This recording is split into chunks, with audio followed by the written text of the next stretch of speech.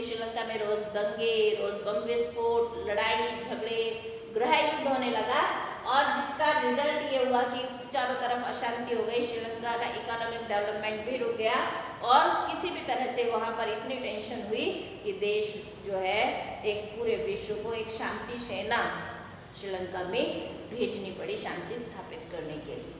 तो हमने देखा कि जब पावर शेयरिंग ठीक ढंग से नहीं होती है, क्योंकि श्रीलंका के लोगों ने मेजोरिटीज्म को फॉलो किया, बहुसंख्यकवाद को फॉलो किया, यानी जिनकी संख्या ज्यादा है सारे डिसीजन उन्हीं के फेवर में कर दिए, कॉन्स्टिट्यूशनल चेंजेस को मेजोरिटी पीपल के फेवर में किया, जिसका रिजल्ट था tension, social disturbance, cultural disturbance, all type of disturbance. तो अब क्वेश्चन ये होता है why we should adopt power sharing. Power sharing के फेवर में कुछ मॉरल और कुछ वैधानिक तर्क देने हैं हमको कि क्यों पावर शेयरिंग को अपनाया जाना चाहिए। तो सबसे पहले मॉरल रीजन तो यही है because power sharing is soul of democracy. Power sharing जो है वो डेमोक्रेसी की आत्मा है। It creates a sense of oneness, हम सब एक है, यह हमारे बीच में एकत्व का भाव क्रिएट करती है। दूसरे, अगर हम कानूनी रूप से भी देखें या प्रत्यक्ष प्रमाण के रूप में भी देखें तो पावर शेयरिंग क्यों जरूरी है? देश के इकोनॉमिक डेवलपमेंट के लिए, कल्चरल डेवलपमेंट के लिए, सोशल डेवलपमेंट के लिए।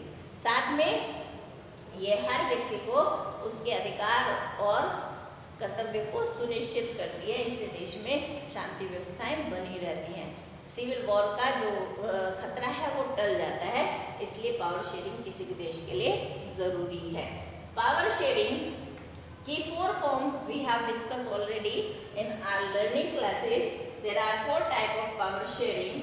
First, among different organ of government. जैसे हम जानते हैं कि गवर्नमेंट के 3 ऑर्गन हैं, legislature, executive and judiciary. Power sharing इन तीनों ऑर्गन्स के बीच में पावर इस तरह से डिस्ट्रीब्यूट किया जाए कि कोई भी एक ऑर्गन जो है वो निरंकुश ना हो और तीनों एक दूसरे को बैलेंस करते रहे। इसको चेक एंड बैलेंस की नीति भी बोलते हैं। Then among different level of government, जैसे कि हमने देखा कि फेडरल कंट्रीज होते हैं जिन्होंने डिफरेंट लेवल, गवर्नमेंट के डिफरेंट लेवल होने चाहिए, जैसे हमारे देश में भी सेंट्रल गवर्नमेंट है, स्टेट गवर्नमेंट है और लोकल गवर्नमेंट्स हैं। तो इन तीनों जो पावर है, power should be distribute from upper two lower level, ऊपर से नीचे की ओर पावर को डिस्ट्रीब्यूट किया जाना चाहिए, जिससे कि ज़्यादा से ज़्यादा लोग जो है पावर को शेयर कर सके और पावर को एंजॉय कर सके और किसी भी तरह के सोशल कॉन्फ्लिक्ट से देश को बचा सके।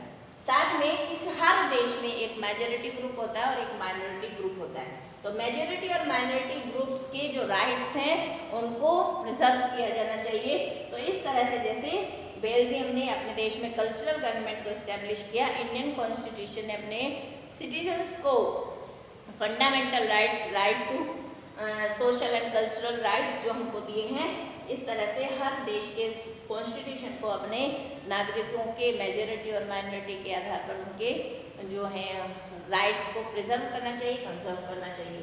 और साथ में जो रिलीजियस डिस्ट्रीब्यूशन है किसी भी देश में उसको भी मैनेज करना चाहिए। साथ में power should be share among different political party, pressure groups and social movement. जैसे हम देखते हैं कि जो सोशल मूवमेंट्स हैं वो भी पावर को शेयर करते हैं। तो हर देश में एक सोशल मूवमेंट्स के लिए, पॉलिटिकल पार्टीज के लिए हर नागरिक को अगर स्वतंत्रता होगी तो पावर शेयर होगी और डेमोक्रेसी की जो ट्रू वैल्यूज हैं वो दुनिया में स्थापित होंगी।